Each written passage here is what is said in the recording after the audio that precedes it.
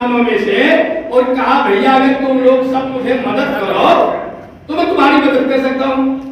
तुम अपने अपने अनाज का अपनी अपनी खेती का थोड़ा थोड़ा अंश अगर टैक्स के रूप में मुझे देते जाओ तो मैं तुम्हारी व्यवस्था कर दूंगा। क्या कर दूंगा कि तुम्हारी चोरी होती है, तुम्हारे साथ डकैती होती है, आपस में छीना झपटी होती है, इसके लिए मैं बॉडीगार्ड का काम करूंगा, एक फौज तैयार कर दूंगा और तुम्हारी मदद क्या करूंगा, तुम्हें अन्याय नहीं होने दूंगा तुम्हारे बीच में। मतलब राजा, मैं बता रहा हूं राजा का जन्म कैसे होता, राजा बनता कैसे। तो कहा भाई मैं आपका चौकीदार बनना चाहता हूँ। चौकीदार के लिए उसने अपील किया। किसानों ने कहा अरे बड़ा अच्छा यार, हम लोग खेती में उलझे रहते हैं, खेती करते हैं, ये करते हैं, वो करते हैं, हमें कहाँ की छोड़ चले, किसका न्याय करते रहेंगे, एक चौकीदार बना दे। चौकीदार उन्होंने कर दिया, बना वो चौकीदार।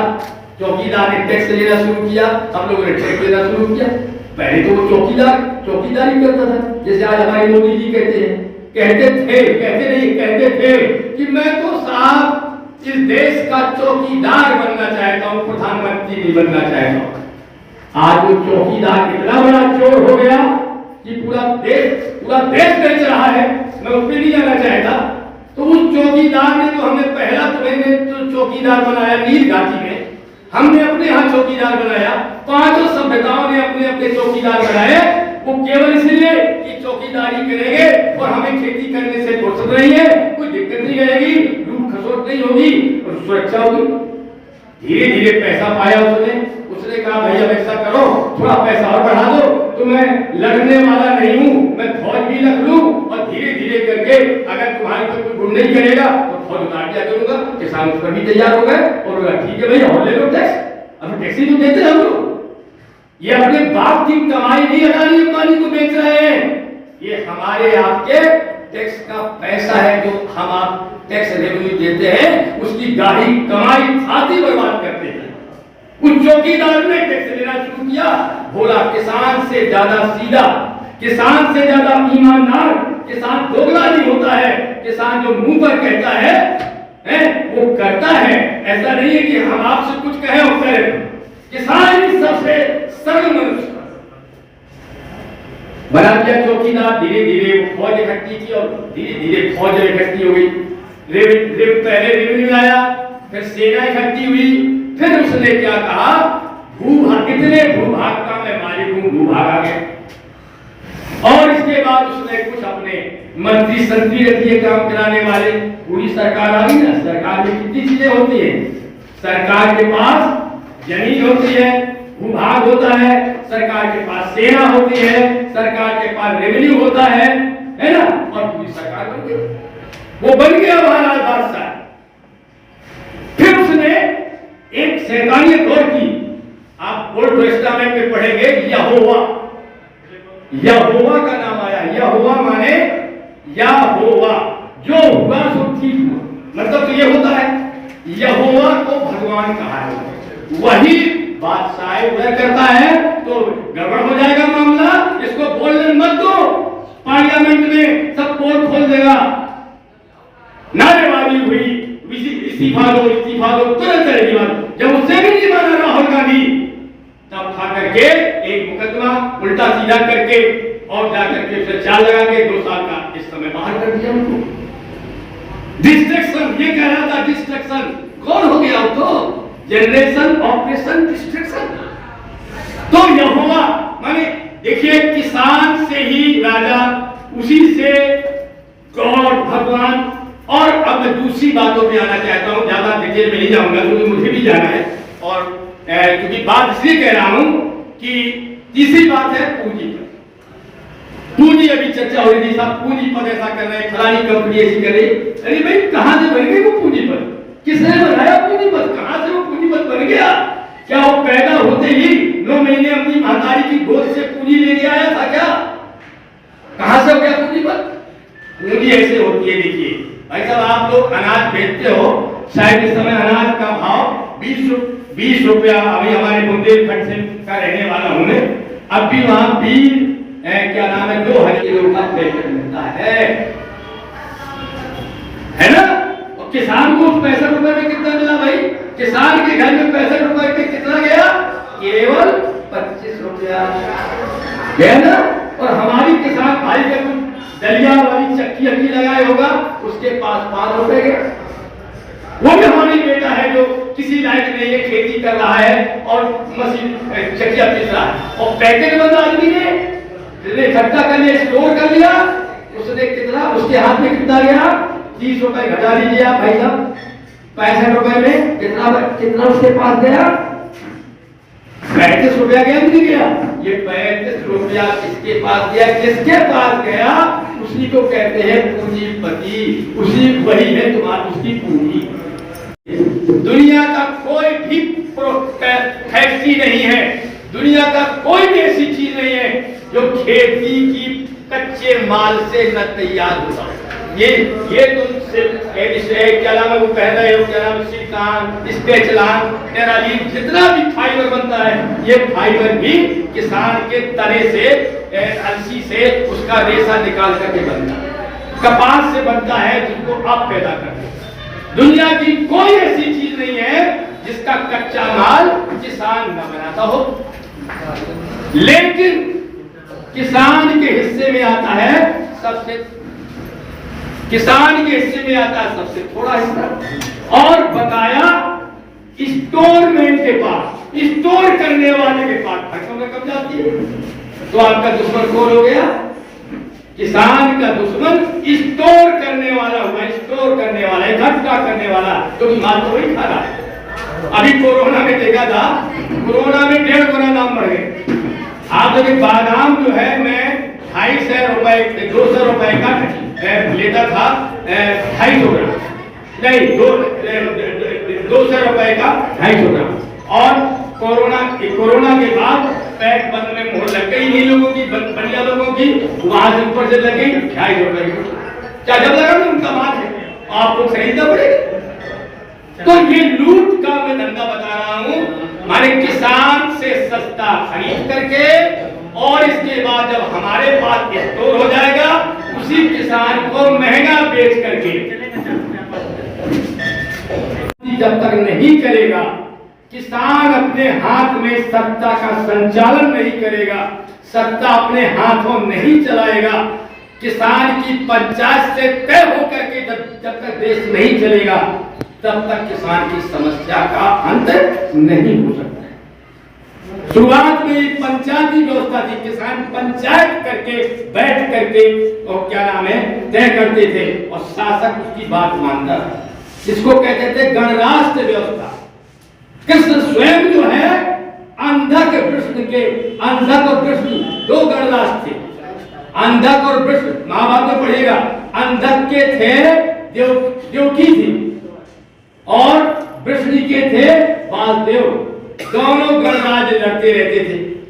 तब गणराष्ट्रों के बीच पंचायत हुई कि भाई ये लड़े ना, तुमने कहा भाई ऐसा करो, एक इनकी लड़की इनके उसमें ब्याह दो, तो दोनों गणराष्ट्र रिश्ते में आ जाएंगे, तो ये लड़ाई बंद हो जाएगी। माने दोनों गणों के बीच रिश्ता करा के गणों का झंझट खत्म किया गया, लेकिन उससे भी नहीं पसंद आया लोगों को, कुछ लोगों को रिश्ता हो गया, उन्होंने कहा भाई ये तो गड़बड़। अंदर बहुत सारा इतिहास में नहीं जाना चाहता हूँ, बहुत अच्छा इतिहास है। माने किस तक इसी मकसद से वाक से गुस्सो है कि हम किस तरीके से कामयाब हों, किस तरीके से किसानों की यूनियनों को आगे बढ़ाएं। हमारा भी जगह जगह काम है, जैसे बुंदेलखंड में तो मुख्य रूप से काम है, कैराना जो मुस्लिम सिख है, क्या नाम है, पश्चिमी उत्तर प्रदेश में भी बड़ा वगैरह में, लेकिन वहाँ कंसंट्रेट होकर के हमारा काम केवल बुंदेलखंड में है। तो जहाँ जो कंसंट्रेट है उस जगह कंसंट्रेट है, लेकिन दूसरी जगह की अगर लड़ाई आती है तो जरूर जाना चाहिए। और दूसरा निवेदन और भी होता ये है कि अगर कमलेश भाई की मीटिंग में और अगर हमारे मरीज भाई पहुंच गए, या मरीज भाई में कमलेश भाई पहुंच गए, या फलाने, वो जब बेचारा मेहनत करके दूर से लाया, और आपने बात रखने में केवल अपनी बात रखने दी और दूसरे को घास नहीं डाली, तो उसको बेचारे को क्या महसूस होगा। ये भी विरोध में काम करेंगे तभी किसान उनकी कुछ जो है जरूरतें पूरी कर सकता है। इसी में लाइन एक कही गई है कि किसान कि नहीं हुआ अभी सवेरा, पूरब की लाली पहचान। साथियों, किसान सवेरा को ना देख करके वो ये देखता, गांव में लोग आप सुने हुए कहते बरहार हो गया, आपको खेत को जाना है, काम करना है, तो नहीं हुआ अभी सवेरा। पूरब की लाली पहचान, चिड़िया के उठने से पहले खाट छोड़ गया किसान। साथियों, किसान जो होता है वो सवेरा नहीं देखता है, वो एक प्रकार से ललारी देखता कि हाँ सवेरा हो रहा है, और चिड़िया की आवाज को सुन करके अपनी खाट को छोड़ करके वो किसान खेत के लिए निकल जाता है। साथियों, इसी के लेकिन नहीं है, सत्ता किसानों के हाथ में आने से पहले ही समझौता हो गया, और समझौते के माध्यम से सत्ता उनको सौंप दी जिनकी पार्टी का निर्माण ए हुजूम साहब ने किया था। ए हुजूम साहब कौन थे? अंग्रेज कलेक्टर हुआ करता था, इटावा में, मेरठ में कलेक्टर हुआ करते थे, उनकी पार्टी की सत्ता था। तो जरूरत इस बात की है कि सत्ता को जिस प्रकार से भगत सिंह का सपना था, जिस प्रकार से सुभाष चंद्र बोस का सपना था, उस सपने को कौन साकार करेगा? इस देश का किसान, इस देश का नौजवान। और एक चीज की कमी हमें नजर आ रही, इतने बड़े सदन में मात्र 2-3 महिलाएं हैं, बहुत शर्म की बात है। हमें जब तक 50% आबादी को अपने साथ में नहीं लेंगे, मुझे लगता है कि हम सफलता से उतना पीछे रहेंगे। किसी भी आंदोलन को मुकम्मल आंदोलन में तब्दील करना है तो आपको आधी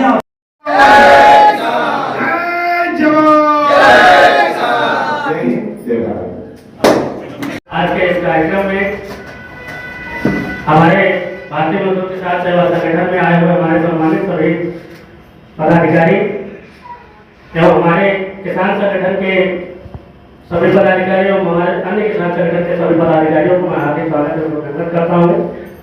और आज के इस शुभ अवसर पर के संगठन ने 2 वर्ष पूरे कर लिए हैं, जिसके उपलक्ष्य में मैंने जो है आपका वार्षिक उत्सव का एक निर्णय लिया और सोचा कि मैं अपने बड़े भाइयों और बड़े बुजुर्गों को जो है इस अवसर पर आमंत्रित करके जो है कोई कार्यक्रम रखा जाए, ये सोच मेरे अंदर आई। इसलिए एक मंच पर आप सभी लोगों का आमंत्रण मैंने किया और आप सभी आए, इसके लिए आप सभी का बहुत बहुत धन्यवाद। हमारे राष्ट्रीय अन्नदाता किसान यूनियन के जो हमें इतना प्रेम दिया करते हैं, बड़े भाई समान प्रेम दिया करते हैं, श्री राम निवास यादव जी का भी मैं बहुत बहुत धन्यवाद एवं आभार करना चाहूँगा। और हमारे आजाद भारतीय किसान यूनियन के राष्ट्रीय अध्यक्ष श्री श्याम जी मिश्रा जी का भी मैं बहुत बहुत धन्यवाद एवं आभार व्यक्त करूँगा। और हमारे दशहरी संगठन के भाई, बड़े भाई, वो भी हमारे प्रेम एक समझ लीजिए कि जो बड़े भाई का दायित्व निभाते हैं वो प्रेम हमें प्रदान किया करते हैं हमारे बड़े भाई, हमारे राष्ट्रीय अध्यक्ष मनीष यादव जी। और किसान श्रमिक जनशक्ति के बड़े भाई मान के हमारे श्री कमलेश यादव जी प्रदेश अध्यक्ष, इनका मैं हार्दिक स्वागत एवं अभिनंदन करूंगा। और एनडीएफ के राष्ट्रीय अध्यक्ष योगेंद्र कुमार यादव जी का भी मैं बहुत बहुत धन्यवाद देना चाहूंगा, आभार व्यक्त करूंगा। और हमारे भारतीय किसान यूनियन मजदूर के राष्ट्रीय अध्यक्ष राजू पाल जी उपस्थित है, इनका भी मैं हार्दिक स्वागत एवं अभिनंदन एवं आभार व्यक्त करूंगा। और हमारे संगठन के कई पदाधिकारी और राष्ट्रीय अध्यक्ष हमारे डॉक्टर अशोक त्रिवेदी जी का भी मैं बहुत बहुत धन्यवाद और आभार व्यक्त करूंगा। और हमारे साथ में डॉक्टर मनखान सिंह यादव जी भी उपलब्ध है और सारे आए हुए हैं, इनका मैं बहुत बहुत धन्यवाद एवं आभार व्यक्त करूंगा। साथियों, आज के इस कार्यक्रम में आप सभी का बहुत बहुत धन्यवाद एवं आभार। ज्यादा मैं कुछ आगे नहीं बोलूंगा क्योंकि समय नहीं बचा है, समय काफी हो चुका है। इसलिए इसके बाद जो है मैं अपने जो संचालक महोदय भाई हमारे डॉक्टर धर्मपाल जी हैं, उनका जो है मैं मनोनीत करूंगा। उसके बाद जो है सभी मैं अतिथियों का जो है माल्यार्पण से सम्मानित करके और आभार व्यक्त करूंगा। और केक काट करके जो है इस बीच में केक काटने में जो हमारे बड़े भाई रामनिवास यादव जी, मनीष यादव, कमलेश यादव जी और डॉक्टर साहब, सभी लोगों का आप सबका सहयोग रहेगा। और इसके साथ में हमारा एक इस वार्षिक उत्सव के दिन जो है बच्चे का जन्मदिन भी है, तो मैं चाहूंगा कि कमेंट के लिए उसको भी आप सब लोगों के आशीर्वाद के साथ भी जो है आप सब लोग उसको भी आभार व्यक्त करें, क्योंकि किसान का बेटा हूँ, किसान का लड़का है। और आगे भी जो है आप सबका प्रेम और आशीर्वाद हमें मिलता रहेगा। और आए हुए हमारे सभी संगठन के पदाधिकारी और अध्यक्षों और प्रदेश अध्यक्षों को पुनः आभार व्यक्त करता हूँ। कभी भी अगर कोई जरूरत पड़ जाती है तो आपका जी बहादुर आप सबके लिए जो है हाजिर रहेगा, कहीं पर भी आप आमंत्रित करेंगे उसके लिए। और जो भी हमें आमंत्रित करेगा, मैं किसी भी पदाधिकारी हमारे राज्य अध्यक्षों, जो हमारे संगठन के हैं, सभी के लिए मैं सभी के साथ जो है तन मन धन से जो है जुड़ा हुआ हूँ। आप सबका बहुत बहुत आभार और धन्यवाद। अब मैं चाहूँगा प्रदेश जो आज के कार्यक्रम में प्रदेश अध्यक्ष की नियुक्ति में करना चाह रहा हूँ डॉक्टर भरतलाल जी, जो आपके दलित समाज से आते हैं, इनको भी जो है बहुत बहुत धन्यवाद दूंगा और इनका मनोनयन वितरित कर करके उसके बाद जो है माल्यार्पण करके केक काट के जो है फिर थोड़ा सा जलपान की भी व्यवस्था की गई है। हम चाहेंगे हमारे अतिथि सभी थोड़ा थोड़ा जो है जलपान